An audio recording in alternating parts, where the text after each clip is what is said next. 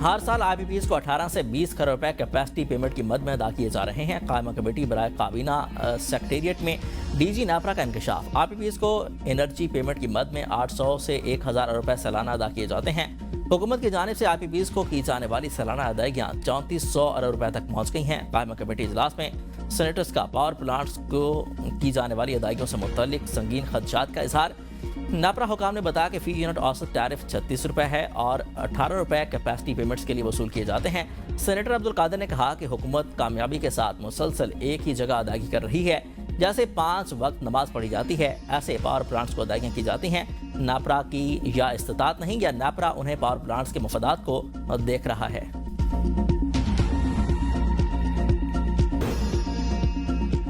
तहरीक इंसाफ ने GB इंतखाबात के लिए उम्मीदवारों का ऐलान कर दिया। गिलगित 1 से मोहम्मद इलियास सिद्दीकी, गिलगित 2 से अतीक पीरजादा, गिलगित 3 से सैयद सुहेल अब्बास।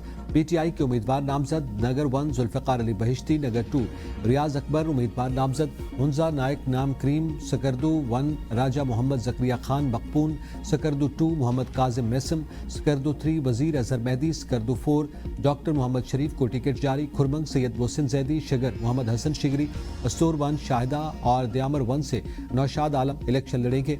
दयामर 2 सैयद आबिद इकबाल, दयामर 3 हाजी कामान, दयामर 4 अयूब कुरैशी, गेजर 1 से शेर अजीम खान PTI के उम्मीदवार नामजद, गेजर 2 नदीम रफीक, गेजर 3 राजा जहांजेब, गांचे 1। ईरान से मुआहिदा मुश्किल। ट्रंप का जोहरी प्रोग्राम पर सख्त मौक़िफ़ बरकरार। ट्रंप का मुकम्मल फतह तक ईरान पर दबाव बरकरार रखने का ऐलान। फ्रीडम प्रोजेक्ट की बहाली पर बेगौर। व्हाइट हाउस में मीडिया से गुफ्तगू करते हुए कहा, ईरान के जवाब का कई दिनों तक इंतजार किया, जवाब 10 मिनट में दिया जा सकता था। ईरान की तजावीज़ नाकाबिले कबूल थी। ईरान की जोहरी सलाहियतों के हसूल की कोशिशें मुआहदे की राह में बड़ी रुकावट हैं। ईरानी हुकूमत अपने ही अवाम के खिलाफ तशद्दुद में मुलविस है। अहमक लोग समझते हैं कि शायद सदर ट्रंप थक जाएंगे, बोर हो जाएंगे या उन पर कोई दबाव होगा, लेकिन ऐसा बिल्कुल नहीं हुआ। मुकम्मल फतह हासिल करके रहेंगे। आपदा हुर्मुज़ को खोलने के लिए फ्रीडम प्रोजेक्ट की वसी पैमाने पर बहाली पर गौर कर रहा हूँ। बहाली का अभी फैसला नहीं किया। ऑपरेशन सिर्फ जहाज निकालने तक महदूद नहीं रहेगा। ईरान की नाकाबंदी एक अजीम मिलिट्री मंसूबा है। हम ईरान पर हमला ना करते तो वो मशरिक वुस्ता यूरोप को तबाह कर देता। ईरान को कभी जोहरी हथियार रखने की इजाजत नहीं दी जा सकती। तेहरान ने हमसे अफजुदा यूरेनियम को निकालने की दरख्वास्त की है। इनके पास एटमी मवाद को निकालने की टेक्नोलॉजी मौजूद नहीं। ईरान के हवाले से बातचीत के लिए जनरल्स मेरा इंतजार कर रहे हैं।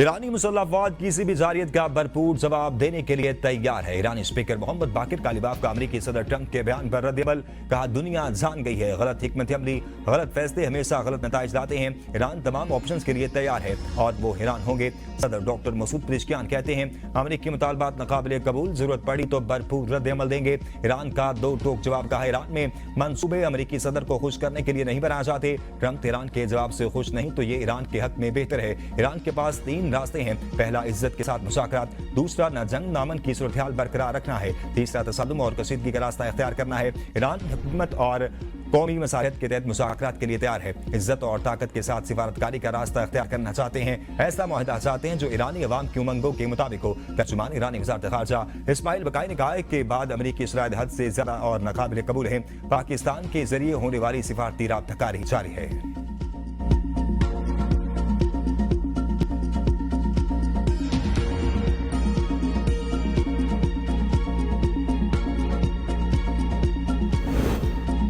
इस्लामाबाद में बड़ों की बैठक। वज़ीर आज़म शहबाज शरीफ की सदर मुमलिकत आसिफ अली ज़रदारी से मुलाकात। मुल्क की दाखिली और खारजी सिक्योरिटी सूरत-ए-हाल पर तफसीली तबादला ख्याल।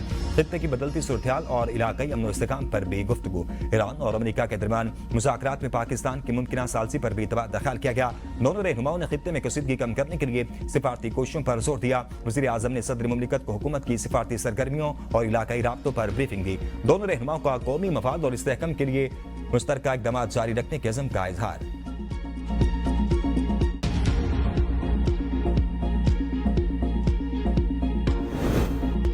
ईरान ने पाकिस्तान के लिए दूसरे कतरी LNG टैंकर को आपदा हुर्मुज़ से गुजरने की इजाजत दे दी। पाकिस्तानी और ईरानी इंतजाम के तहत आपदा हुर्मुज़ में मखसूस रास्तों से गुजरने वाला टैंकर आज पाकिस्तान की बिन कासिम बंदरगाह पहुंचेगा। चंद रोज कबल एक और LNG टैंकर आपदा हुर्मुज़ से गुजरकर पाकिस्तान पहुंचने में कामयाब रहा था।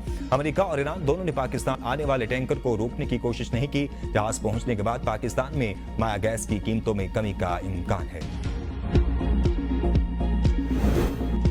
IPPs को आइंदा के लिए दफन कर दिया। बिजली को इतना सस्ता करने जा रहे हैं कि लोग बैटरी में सेव करके रात में इस्तेमाल कर सकेंगे। वज़ीर तवानाई अवैस लखारी का दावा। अपने बयान में कहा, तवानाई सेक्टर इस्लाहात के बाद सनत और ज़राअत के लिए बिजली के निर्ख मुख्तलिफ होंगे। दिन के वक्त B3 और B4 के लिए 6 से 7 रुपए सस्ती बिजली देंगे। हम मौका दे रहे हैं कि प्राइवेट कंपनी आए और खुद स्मार्ट मीटर लगाएं।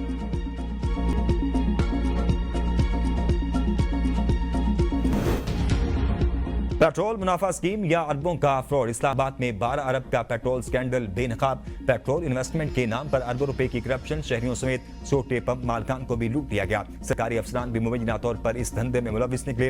रावलपिंडी और इस्लामाबाद इंतजामिया के ग्रेड 18 से ऊपर के बाद अफसरान के नाम भी मंजरेआम पर आ गए। पेट्रोल कीमतों में इजाफे से मुनाफा कमाने के नाम पर सरमायाकारी स्कीम चलाई जाती रही। सरमायाकारों को बताया जाता था कि पेट्रोल जखीरा करके भारी मुनाफा कमाया जा रहा है। हर 15 दिन बाद पेट्रोल की कीमतों में तब्दीली को सरमायाकारी के जवाब के तौर पर पेश किया जाता रहा।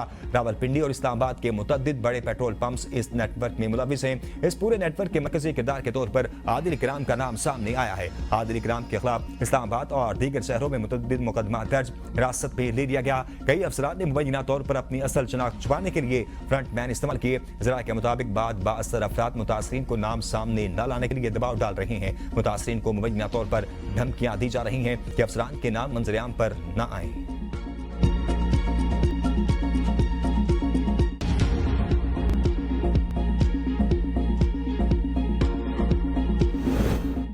हुकूमत की एक बार फिर अपोजिशन को मुज़ाकरात की दावत। वज़ीर आज़म ने अपोजिशन लीडर महमूद खान अचकज़ई को मुलाकात का पैगाम भिजवा दिया। ज़राए के मुताबिक महमूद खान अचकज़ई ने वज़ीर आज़म ऑफिस या वज़ीर आज़म हाउस में मुलाकात से माज़रत कर दी। गैर जानिबदार मकाम पर मुलाकात की तजवीज़। इब्तदाई तौर पर महमूद खान अचकज़ई ने वफाकी वज़ीर राना सनाउल्लाह की रिहाइशगाह पर मुलाकात पर आमादगी जाहिर की। हुकूमत और अपोजिशन के मबैन पैगाम रसानी गुज़िश्ता हफ्ते हुई। वज़ीर आज़म और अपोजिशन लीडर की मुलाकात में सियासी सूरत-ए-हाल समेत चीफ इलेक्शन कमिश्नर और मेंबरान की तकर्री पर भी गुफ्तगू हुई। हुकूमत से मुज़ाकरात के हवाले से कोई राब्ता नहीं हुआ। चेयरमैन PTI बैरिस्टर गोहर का कहना है कि मार का हक के बायस हुकूमत के साथ बातचीत के अमल में तातुल आया। हुकूमत हमें नजरअंदाज करके आगे बढ़ी तो मुल्क में तरक्की मुमकिन नहीं होगी। मौजूदा हुकूमत ने पार्लियामेंट को मुकम्मल तौर पर साइडलाइन करके बेतौकीर कर दिया। पाकिस्तानी जमहूरियत में अवाम को वो अहमियत नहीं दी जा रही जिसके वो हकदार हैं।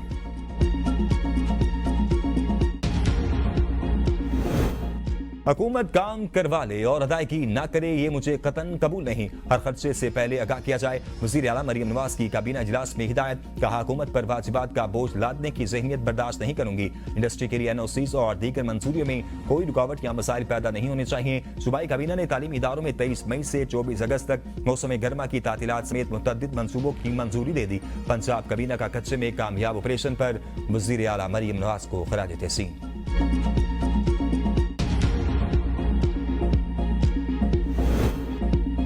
पाकिस्तान पीपल्स पार्टी के चेयरमैन बिलावल भुट्टो जरदारी से पीपल्स लॉयर्स फोरम सिंध के सदर की मुलाकात। वकला बरादरी के मसाइल से आगाह किया। PLF के तंजीमी उमूर से मुतल्लिक भी ब्रीफिंग दी। बिलावल भुट्टो ने वकला को दरपेश मसाइल के हल की यकीन दहानी कराई। राफेल अच्छा जहाज है, इसे चलाने के लिए भी दिल गुर्दा चाहिए। वज़ीर आला सिंध मुराद अली शाह ने वार का हक के हवाले से करारदाद सिंध असेंबली में पेश कर दी। फील्ड मार्शल सैयद आसिम मीर को खराज तहसीन पेश किया गया। असेंबली से खिताब करते हुए कहा, जब दुश्मन ने हमला किया तो पूरी कौम ने मिलकर जवाब दिया। दुश्मन ने ऐसी शिकस्त खाई कि सारी जिंदगी याद रखेगा। 1 साल पहले पाकिस्तान ने दुश्मन को कारी जवाबी ज़रब लगाई। दुनिया में ऐसी मिसाल कम ही मिलती है। भारतीय मीडिया ने प्रोपेगेंडा शुरू किया, पाकिस्तान को ख्वाबों में निशाना बनाया। पाक अफवाज ने परफेक्ट रद्द-ए-अमल देकर भारतीय अज़ाइम को नाकाम बना दिया। भुट्टो ने फैसला किया था कि पाकिस्तान को हर हाल में